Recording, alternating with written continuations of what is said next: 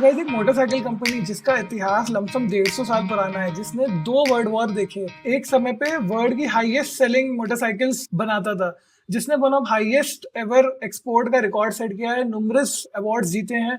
In fact 1910 से लेके almost 1950s 1960s तक बहुत सारी रेसेस जीती है। मैं बात कर रहा हूँ बीएसए मोटरसाइकिल की, और मैं बात क्यों कर रहा हूँ क्योंकि बीएसए बहुत ही जल्दी महिंद्रा और क्लासिक लेजेंड्स के लीडरशिप के अंडर 15 अगस्त को इसकी नई बीएसए 650 मोटरसाइकिल इंडिया में लॉन्च करने वाला है।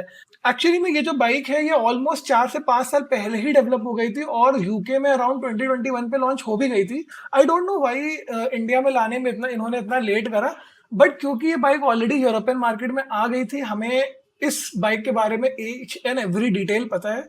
मैंने इस वीडियो को बनाने के पहले कम से कम नहीं तो 10 से 15 ब्लॉग्स पढ़े हैं और बहुत सारे यूट्यूब पे वीडियोस देखे, तो मुझे जितनी भी नॉलेज है इस बाइक के बारे में और आप क्या एक्सपेक्ट कर सकते हो और इसका जो सबसे तगड़ा कॉम्पिटिटर है जो कि इंटरसेप्टर 650 है उससे कैसे कम्पीट करती है, ये सब मैं इस वीडियो में आपको बताऊंगा।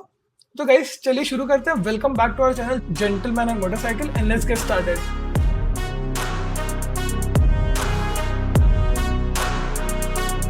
बीएसए का फुल फॉर्म है बर्मिंघम स्मॉल आर्म्स कंपनी और ये अराउंड 1861 में बर्मिंघम में स्टैब्लिश करी गई थी अराउंड 25 एकर्स के स्पेस पर।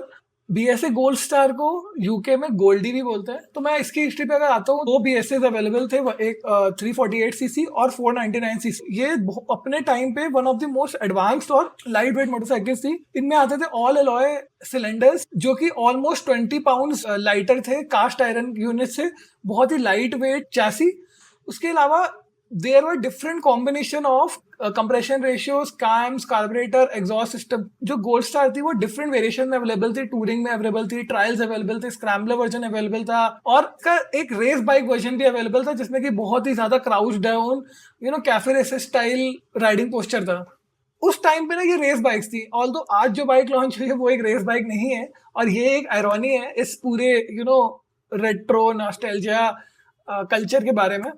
In October 2016, Mahindra Group bought BSA for euro 3.4 million under the brand of Classic Legends, and then 2021 के लेट में they debuted the new current generation Goldstar 650, which eventually came in market in around 2022 से 2023 early UK और Europe में, और अभी 15 अगस्त को India में भी लॉन्च होने वाली है।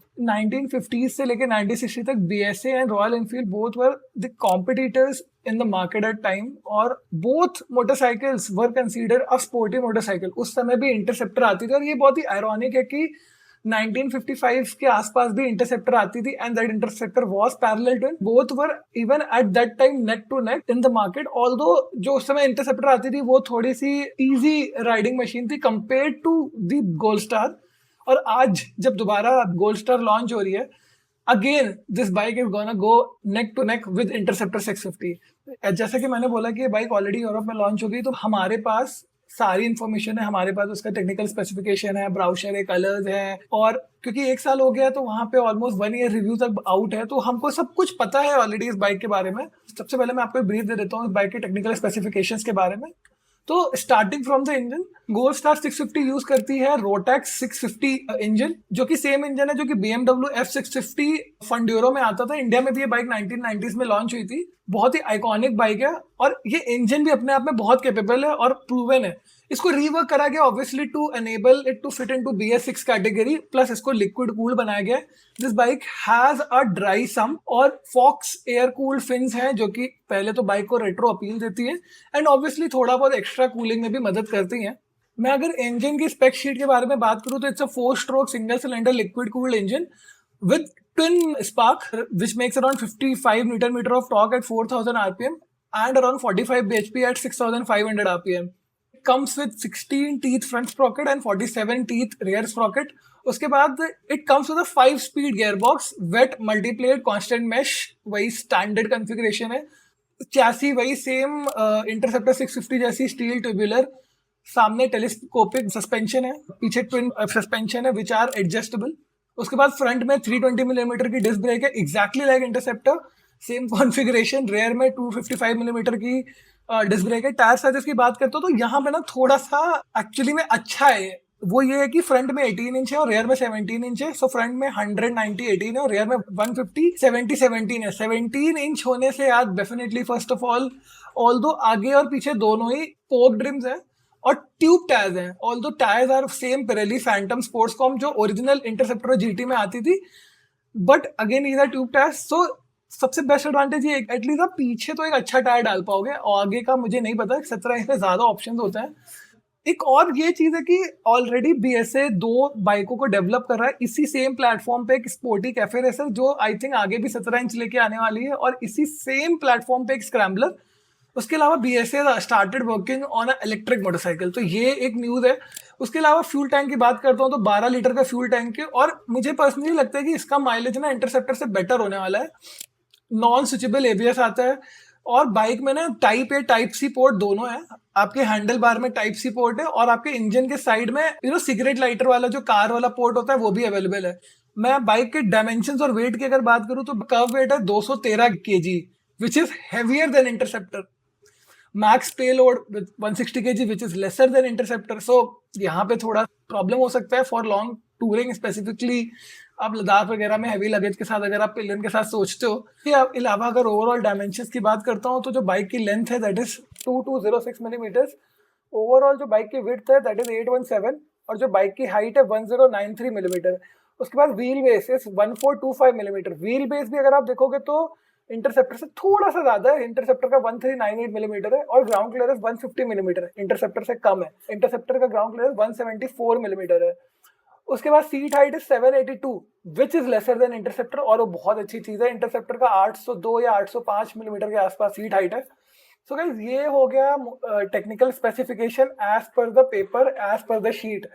आप इनिशियली देखोगे कि एक सिंगल सिलेंडर है और आप उसको एक 650 सीसी के पैरेलल ट्विन से कंपेयर करोगे तो आपको ये लगेगा कि यार ये बहुत ही वाइबी और बहुत ही ज्यादा क्लासिक 500 जैसी फील देने वाली है। बट सरप्राइजिंगली मैंने इतने वीडियो देखे, आई वाज शॉक्ड कि ऐसा एकदम नहीं है। In fact people are telling that it is as smooth as a parallel twin. सबसे पहले अगर वो उन चीजों की बात करते हैं जैसे कि डिजाइन, तो जो बाइक के अपीयरेंस है it looks like the original 1957 55 की डीबी गोल्ड स्टार 650, और ऐसा नहीं लगता है कि ये बाइक ना एक न्यू लॉन्च है। It's looks like a generational upgrade over older bike.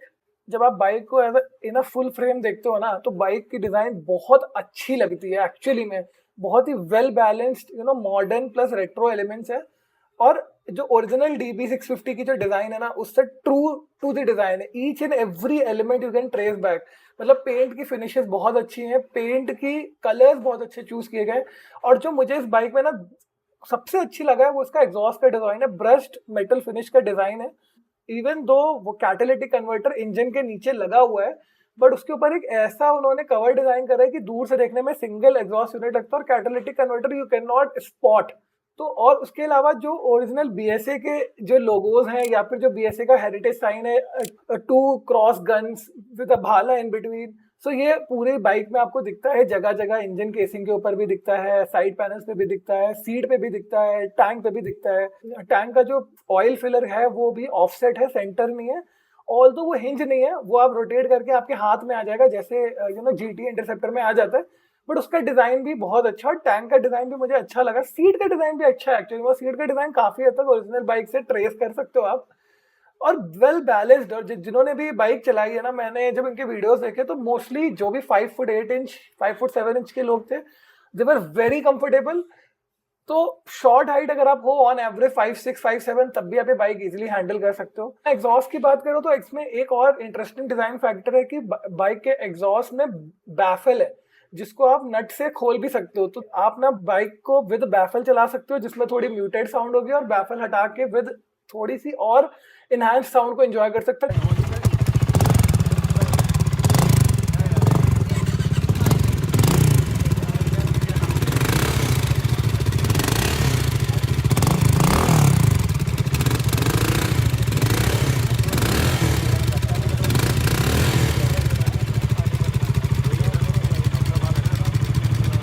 Exhaust का डिजाइन ना बहुत अच्छा लगता है, and it's almost like a P shooter. अब इसका एडवांटेज ये है कि सबसे पहले अगर आप इंटरसेप्टर से कंपेयर करोगे तो इंटरसेप्टर का ना एब्सॉफ्ट एग्जॉस्ट से, और वो हैवी है, स्टॉक के अंदर really heavy.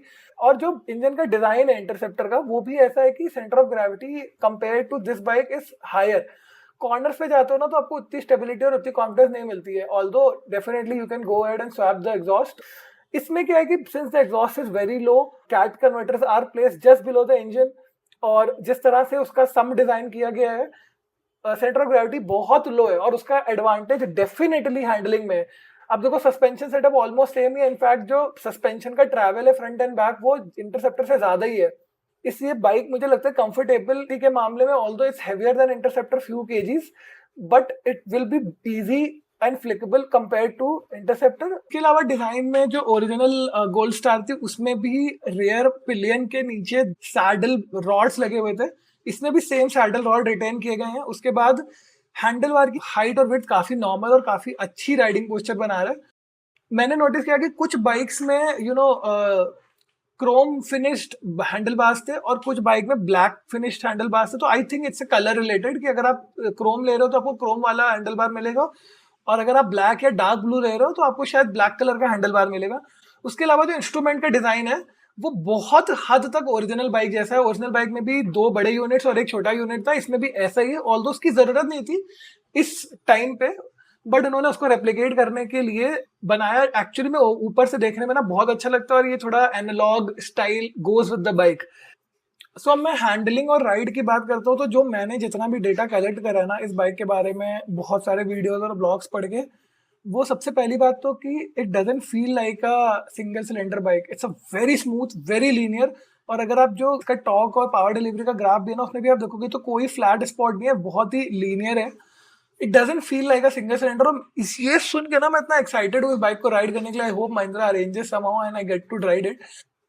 Very well balanced counter shaft and balance shafts are there, vibration बहुत कम है, हैंडल बार तक वाइब्रेशन आते ही नहीं है। बहुत सारे लोगों ने यूके में मैंने सुना कि बोला कि इसमें इतनी पावर है, you don't need more power than that, especially in the city. Most of the usable power is below and around 4000 rpm, although बहुत ज्यादा हाई रेव हाई आरपीएम्स पे उतना फ्रेंडली बिहेव नहीं करता है ये engine. So this is not like a high revving engine like a KTM, but ऐसा नहीं है कि you can not rev it up to at the end 6000 6500 like Bullet 500, ऐसा बिल्कुल भी नहीं है। आप 6000 आरपीएम तक भी लेके जा रहे हो ना बाइक को तो भी वहां पे वाइब्रेशंस नहीं है। 782 मिलीमीटर पे सीट हाइट काफी लो है और फ्लैट और कंफर्टेबल सीट है। इनफैक्ट एक दो लोगों ने तो ये भी बोला कि इस सेगमेंट में one of the most comfortable seat है फॉर टूरिंग, आप इजीली फुल डे स्पेंड कर सकते हो इस बाइक पे। और सीट के बीच में ग्रैब स्ट्रैप है जिसको आप पुल करके इजीली बाइक को आगे पीछे भी कर सकते हो। सबसे पहले 5 स्पीड गियर बॉक्स है, 6 स्पीड होता तो अच्छा होता, बट ठीक है 5 स्पीड गियर बॉक्स है, बट गियर शिफ्ट काफी स्मूथ है, ऐसा कुछ मुझे सुनने में कंप्लेन नहीं आया कि गियर शिफ्ट अच्छे नहीं है। Brakes are not too good, same braking setup है यार इंटरसेप्टर होगा तो हमको पता है कि brake are not too good, not too bad, it will get your work done. Tyres भी ना ये मैं यूज कर चुका हूँ सेम टायर्स, तो ये टायर्स ना सिटी में उतना अच्छा बिहेव नहीं करते unless tyres are properly heated up, तो वहां पे मुझे लग रहा है कि टायर्स का थोड़ा सा सिटी का प्रॉब्लम फील होगा हम लोगों को। और मुझे लग रहा है कि मे भी ये बाइक जब इंडिया में लॉन्च होगी तो कॉस्ट कटिंग के लिए C8 के साथ लॉन्च हो सकती है। अभी ना इस बाइक को अगर मैं कंपेयर करूं इंटरसेप्टर के साथ, क्योंकि ऑल्दो जो कंपनी की मार्केटिंग डिवीजन है, कंपनी के एमडी वो बोलते हैं कि इसका कोई कंपटीशन ही नहीं है, क्योंकि 650 CC single cylinder retro bike अभी कोई कंपटीशन है नहीं, बट एक्चुअली में नहीं है ऐसा। उसका रीजन ये है कि first of all interceptor although it's a parallel twin, उसके अलावा अगर आप देखोगे तो हर चीज में कम्पीट करती है। यूरोप में 500 यूरो सस्ती है ये गोल्ड स्टार से इंटरसेप्टर, तो मुझे लग रहा है कि इंटरसेप्टर इसकी सबसे बड़ी राइवल होने वाली है फॉरेन कंट्रीज में as well as Indian market में भी। इसमें 652 का सिंगल सिलेंडर है, उसमें Interceptor comes with 648 twin. Gold Star has 45 horse power whereas Interceptor has 47 horse power. Gold Star has 55 newton metre of torque and Interceptor has 52 newton metre of torque. So torque Gold Star में ज्यादा है, और torque ज्यादा है इसलिए क्योंकि it's a big single cylinder engine, इतना बड़ा पिस्टन, आपको टॉर्क ज्यादा मिलना ही मिलना है। Both has steel cradle chassis, both has 41 millimeter of normal forks in the front, twin shocks at the rear, adjustable, both has 320 millimeter of single disc at the front. Interceptor has 18 setup on front and back for the wheels. It has 18 on the front and 17 on the rear, as I already told. Both had Pirelli Phantoms at the time of launch, at least in Europe. This bike is little heavy than Enfield obviously, तो वहां पे थोड़ा ऊपर नीचे है, but इसका centre of gravity interceptor से नीचे है और सीट हाइट नीचे है, तो यहाँ पे इसको एडवांटेज है हैंडलिंग पे। प्लस इजी राइड होगी शॉर्टर राइडर्स के लिए। बहुत इंटरेस्टिंग होगा दोनों बाइकों को ना बैक टू बैक और नेक टू नेक चलाना। अब मैं बताता हूँ मुझे ओवरऑल इस बाइक के बारे में क्या चीजें नहीं अच्छी लगी। तो सबसे पहले मैं इंस्ट्रूमेंटेशन से शुरू करता हूँ। Instrumentation although it's very nicely laid out, बहुत अच्छा लगता है, बट बिकॉज ऑफ 3 यूनिट आपको ना सामने का स्पेस ना बहुत ही ओवर क्लटर्ड लगने वाला है। एक तरफ आपका आरपीएम मीटर है और एक तरफ आपका स्पीडोमीटर है। आरपीएम मीटर में बहुत ही छोटा सा डिजिटल रीडआउट है फॉर फ्यूल, और वो इतना छोटा है कि अगर आप चश्मा भी लगा लोगे ना धूप का तो आपको समझ में नहीं आएगा कि रियलिटी। लेफ्ट साइड पे आपका जो डिजिटल रीडआउट है वो है आपका ट्रिप मीटर का, वो भी बहुत छोटा है, रीडिंग्स पढ़ने में आने वाली नहीं है। उसके अलावा जो हेडलाइट का जो काउल है उसके ऊपर है आपका थर्ड राउंड छोटा सा, जो कि उन्होंने डिजाइन में ओरिजिनल को रेप्लिकेट करने के लिए लगाया, जिसमें कि सारे टेलटेल लाइट्स आते हैं। टेलटेल लाइट्स में भी उसके ऊपर उन्होंने ब्लैक कलर की फिल्म लगाई हुई है, जो कि अगर आप सन ग्लासेस का यूज करो या फिर टिंटेड वाइजर यूज करो वो दिख नहीं रहा है लोगों को धूप में। प्लस जो स्पीडोमीटर की जो नीडल है वो आपकी इन्वर्टेड स्वीप करती है। It sweeps from 2 o'clock to 9 o'clock, जबकि जो नॉर्मल हम लोग यूज टू है that sweeps from around 7 o'clock to 2 o'clock। May be use to का असर है या पर्सनल चॉइस है, पर मुझे उतना पसंद नहीं आया। ये सेम मैंने जावाज और एसडी में भी देखा, मुझे वहां भी ये उतना पसंद नहीं आया। उसके बाद जो सेकंड थिंग जो बहुत सारे लोगों ने पॉइंट आउट किया, मुझे फोटोज में देखने में भी लगी, वो इसका रेडिएटर है। बहुत बड़ा रेडिएटर लगा है, ऐसा लगता है कि उसको लगाया गया वहां पे कि बाइक को नजर ना लगे, लिटरली ऐसा ही लगता है। ब्लैक कलर का रेडिएटर लुक्स वेरी अगली। जो मुझे चीज इस बाइक के बारे में नहीं अच्छी लगी वो ये लगी कि 2024 में कोई बाइक लॉन्च हो रही है and which is too much copy of a bike जो 1950s में लॉन्च हुई थी। 1950s की जो बाइक थी वो अपने आप में एक स्पोर्ट्स बाइक थी, अपने आप में one of the best motorcycle थी, इतने सारे रेसेस जीते उस बाइक ने। Can you imagine taking a Gold Star 650 आज के जमाने में ऑन आइल ऑफ टीटी और any kind of race? No. तो मुझे ऐसा लगता है कि ये जो नया कल्चर आ गया ना कि it's just a money making thing, कि आप एक पुरानी हेरिटेज या फिर नॉस्टैल्जिया से रिलेटेड एक बाइक बना दो या एक मूवी बना दो and then just make a money out of it. You see, a gold star of 1950 was a sports bike. A gold star of 2024 is an average daily commuter. कभी आप history में पीछे जाओगे तो आप कौन सी बाइक को याद रखोगे? आप याद रखोगे BMW 1250 बाइक की बॉक्सर इंजन को याद रखोगे, फिर आप हायाबूसा को याद रखोगे, फिर आप निंजा S2 को याद रखोगे, जो अपने टाइम पे one of the most iconic and tech के मामले में पिनिकल थी। और वो क्यों थी? क्योंकि वो डेवलप करी गई थी इंजीनियर्स के द्वारा, माइलस्टोन अचीव करने के लिए एंथुसियास्ट थे। यहाँ पे क्या हो रहा है कि ऐसे डेवलप करी गई है जो इंजीनियर्स बेसिकली डिजाइनर हैं और वो उस बाइक को रेप्लिकेट करना चाहते हैं आज के जमाने में, जो आज से 60 साल 70 साल पहले आती थी। इसके अलावा छोटी छोटी चीजें जैसे स्विच गियर की क्वालिटी जो बहुत सारे लोगों ने पॉइंट आउट करी है वो मुझे उसमें अच्छी नहीं लगी। उसके अलावा मैंने एक चीज नोटिस करी, खुद जो किसी ने बात बोली नहीं, बहुत सारी प्रेस बाइक्स में ना मैंने जूतों के पिघलने के निशान देखे हैं एग्जॉस्ट में। मैं आपको फोटो दिखाता हूँ। आई डोंट नो कि ये इंडिया की बाइक में होगा कि नहीं होगा, पर इसका मतलब ये कि एग्जॉस्ट काफी हीट करते हैं और वो काफी प्रोन है फुट पैक के पास में शू टचिंग के। तो आई थिंक कि हीट शील्ड वगैरह आफ्टर मार्केट हमको ऐड करनी पड़ सकती है वहां पर। उसके अलावा मुझे एक चीज ये भी लगा कि जो इंजन की केसिंग है ना, that is although it's a alloy, right, but अगर ये proper Chrome finished shiny metal होता है ना तो बहुत प्रीमियम लगता है। एटलीस्ट एक मॉडल ऐसा बनाया जा सकता था अगर, क्योंकि अब रेट्रो कर ही रहते तो ये थोड़ा सा मॉडर्न लुक दे देता है और रेट्रो लगता है और अच्छा लगता है। ऑल्दो मुझे इंजन का लेआउट और डिजाइन बहुत अच्छा लगता है इस बाइक का।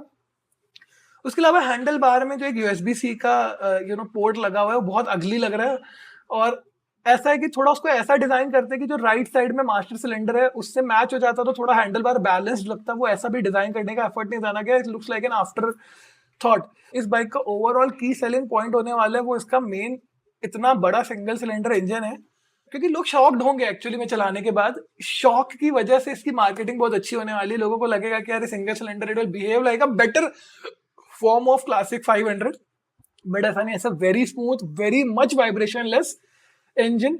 सो सिंगल सिलेंडर से इतना स्मूथ इंजन मुझे नहीं लग रहा इंडिया में कोई एक्सपेक्ट कर रहा होगा, और यही इसका मोस्ट सेलिंग पॉइंट होने वाला है। और मुझे लग रहा है कि मार्केट में बहुत सारे इंटरसेप्टर हो गए, बहुत सारे कॉन्टिनेंटल जीटीज हो गए, तो कुछ लोगों को जिनको कुछ डिफरेंट चाहिए, साथ ही उनको वो एक थम्पीनेस साउंड चाहिए और एक रेट्रो अपील चाहिए, उनके लिए वन ऑफ द इजीएस्ट बेट होने वाली है। अभी इस बाइक के में सबसे बड़ा जो खेल है वो प्राइसिंग का होने वाला है। अगर आप देखोगे यूके में जो इंटरसेप्टर का ऑरेंज कलर का बेस मॉडल है दैट इज 6,000 यूरोज, और जो टॉप मॉडल है क्रोम वाला वो है 6,500 यूरोस। जो बेस मॉडल आपका गोल्ड स्टार 650 का है दैट इज 6,500 यूरो। तो आप देख रहे हो वेरिएंट बाय वेरिएंट 500 यूरो का फर्क है यूरोप में। और टॉप मॉडल जो कि क्रोम है वो 7,000 यूरो का है। दोनों ही बाइकें इंडिया से एक्सपोर्ट होकर जा रही है वहां पे। सो अगर वेरिएंट बाय वेरिएंट या यूरोप में ऑलमोस्ट 45,000 मोर एक्सपेंसिव है इंटरसेप्टर से, अगर सेम प्राइसिंग इंडिया में ऐसी की ऐसी ही कॉपी डाउन होती है then it would be a very hard sell for Mahindra. So I think कि इंडिया में लॉन्च होने वाली बाइक में इसीलिए इतना टाइम लगा है कि because of localisation and some cost cutting I am sure they would have change some parts like somewhere और द अदर। ये बाइक एग्जैक्टली सेम नहीं होने वाली है। First of all don't expect the Phantom tyres, personally I think so. Don't expect the accessories जो वहां पे stock में आई है, वो एक्सेसरीज यहाँ पे आप एक्सपेक्ट मत करिए, जैसे कि यूएसबी चार्जर्स और सिगरेट लाइटर। सीट्स बेसिक होगी, उतनी कंफर्टेबल सीट नहीं होने वाली है। मुझे लग रहा है कि हैलोजन लाइट ही आने वाली है, मुझे नहीं लग रहा कि एलईडी लाइट आने वाली है front and back to bring the bike at the cost of Interceptor और इवन लो। सो गाइस इस वीडियो को मैं यहीं कंक्लूड करता हूँ। सबसे पहले I want to congratulate and thanks Mahindra to bring BSA brand back to life. They have done very well job with Java and ESDs and now BSA and BSA में they have given so much of effort. So I think they are very very very serious about this brand. उसके बाद want to express that I am really really excited about this bike. और इस bike के साथ ना मतलब ऐसा तो होने वाला है कि it's like a love and hate. You can love this bike, you can hate this bike, but you can not ignore it. बहुत ही ज्यादा इंटरेस्टिंग होगा इंटरसेप्टर और इस बाइक का कंपटीशन देखने को मिलेगा। और देखने वाली बात है कि रॉयल एनफील्ड को कितना अच्छी टक्कर दे पाता है, because royal Enfield has a very good network of dealerships, but BSA के पास वो नेम और हेरिटेज है। अब इंडिया में बहुत सारे लोग बीएसए को नहीं जानते हैं, इनकी मार्केटिंग टीम के लिए बहुत ही हार्ड जॉब होने वाला, वो मार्केट करके वो हेरिटेज लोगों तक कम्युनिकेट करा पाना। यूके और यूरोप में BSA was a house hold name anyways, तो वो उनके लिए वहां पे इजी हो गया। ओवरऑल पर्सनली मुझे बाइक लुक्स में बहुत अच्छी लगी, not too much different from a design of classic 350 I would say, but अपने आप में एक डिफरेंट कैरेक्टरिस्टिक्स लेके आ रही है। I think choosing a 650cc single, it would be better if they would have gone with a 500cc single. I personally think so. So guys, I'm very excited about 15th of August. There are multiple bike launches that day. So इस बाइक से related और BSA से related कोई भी question हो आप please put down in comment section, and आपका कोई भी feedback and your like share and subscribe is very much appreciated. Go down to our Instagram channel as well. I continuously try to post stuff there also. Do watch them. And guys, thank you for watching this video. Ride safe. See you later. Bye bye.